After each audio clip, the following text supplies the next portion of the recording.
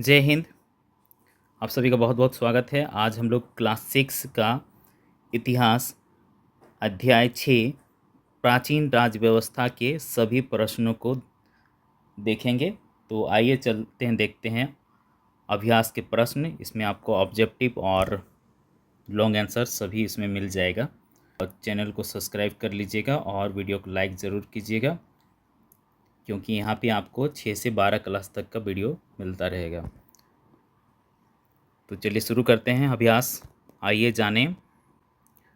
पहला प्रश्न है, सही कथन के आगे सही का एवं गलत कथन के आगे गलत का चिन्ह लगाइए। तो देखिए, क महाजनपद 3 प्रकार के होते थे। तो ये आपका गलत है, क्योंकि महाजनपद 2 प्रकार के होते थे। एक आपका गणराज्य एवं दूसरा राजतंत्र होता था। अगला है ख उत्तर वैदिक काल में पशुपालन का महत्व कम हो गया था। तो ये सही है। इसके बाद क नंबर, 4 आश्रमों का विवरण सर्वप्रथम जवालोपनिषद में मिलता है। तो ये आपका सही है। अगला है घ उत्तर भारत 14 बड़े महाजनपदों में विभाजित था। तो ये गलत है, क्योंकि उत्तर भारत 16 बड़े महाजनपदों में विभाजित था। अब देखिए 2 नंबर, निम्नलिखित प्रश्नों के उत्तर संक्षेप में दीजिए। राजा अश्वमेध यज्ञ क्यों आयोजित करता था? तो इसका उत्तर है, राजा अश्वमेध यज्ञ अपनी साम्राज्य सीमा के विस्तार के लिए करता था। ठीक है।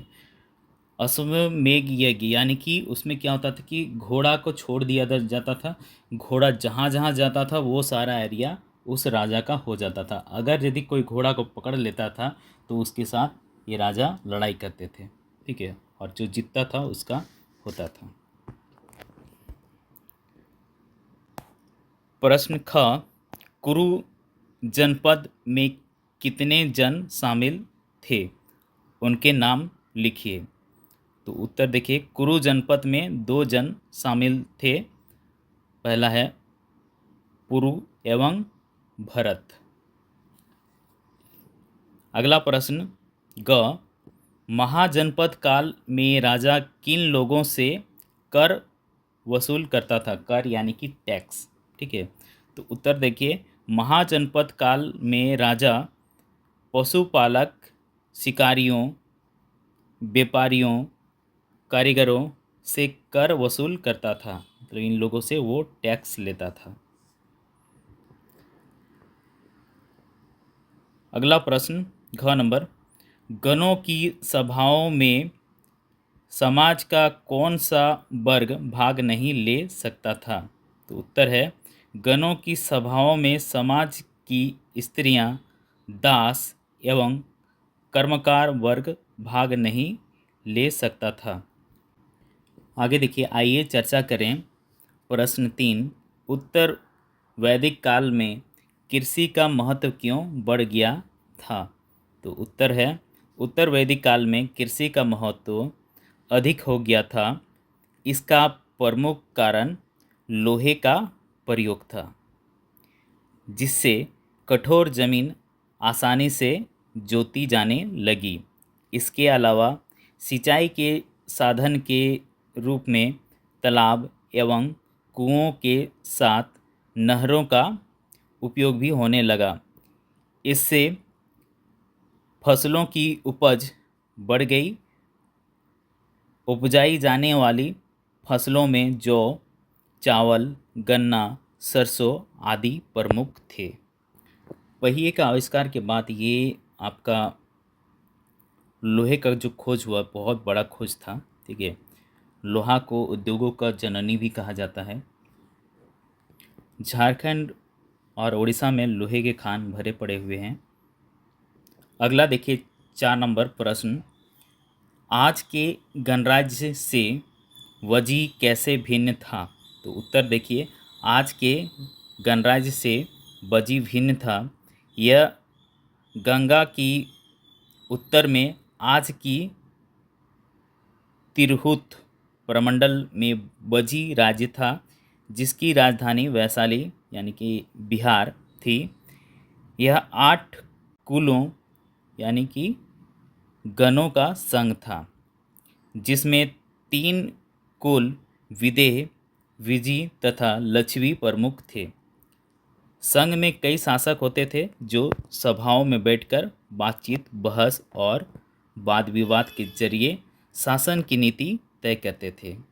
शत्रुओं की आक्रमण से निपटने के लिए वह मिलकर चर्चाएं करते थे। स्त्रियां, दास एवं कर्मकार को इन सभाओं में भाग लेने का अधिकार नहीं था, क्योंकि इनको छोटा समझा जाता था।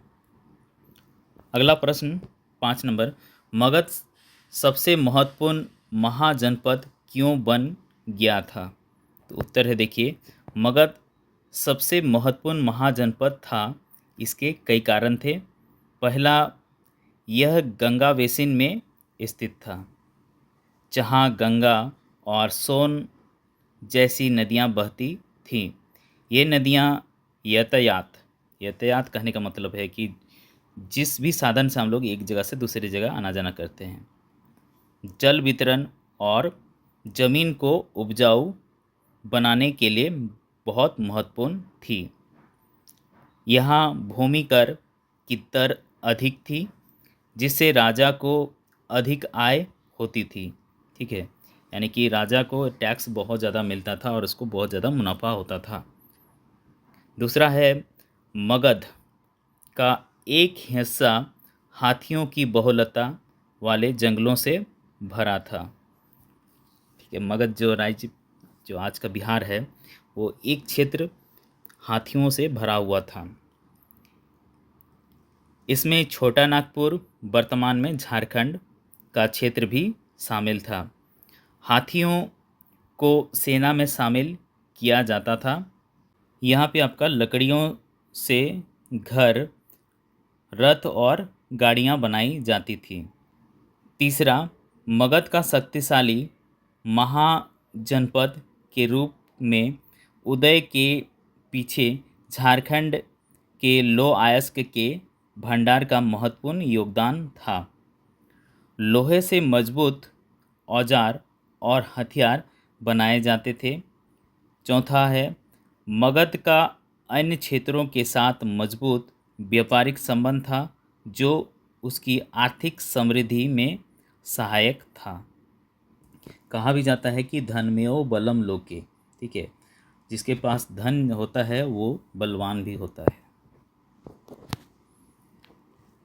आगे देखिए, आइए करके देखिए मैं प्रश्न 6, भारत का राजनीतिक मानचित्र बनाइए एवं उसमें झारखंड राज्य को दर्शाइए। तो आपको मानचित्र इस तरह से बना लेना है भारत का, और उसमें यहाँ पे आप बीच में झारखंड इस तरह से दिखा सकते हैं। अगला प्रश्न, विश्व के 5 गणतंत्रीय देशों की सूची तैयार कीजिए। में आप कर सकते हैं ब्रिटेन और उसके डोमिनियन, कनाडा, ऑस्ट्रेलिया।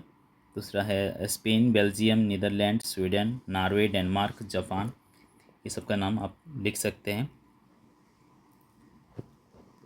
ये पार्ट यहीं समाप्त होता है। मिलते हैं अगले वीडियो में, तब तक के लिए टेक केयर, बाय, जय हिंद, जय भारत।